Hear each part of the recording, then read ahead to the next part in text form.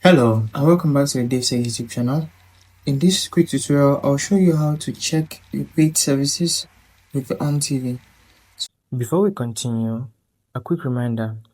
If you're using a smart TV, Fire Stick or Android TV device, I highly recommend using a VPN.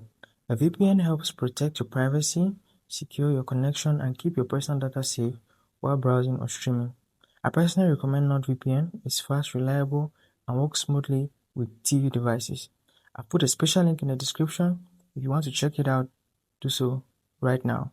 Let's get back into the video. So to do that, we're going to hop over to the dashboard, and when you're on your home screen here, you can move to the top left. You will see your profile. So if you're on the profile of choice, just scroll down and hit your services.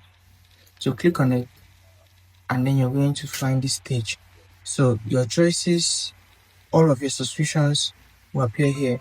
All you need to do is click off the ones which you do not want to subscribe to anymore and go and cancel the subscription, or you could join the subscriptions you want to be on.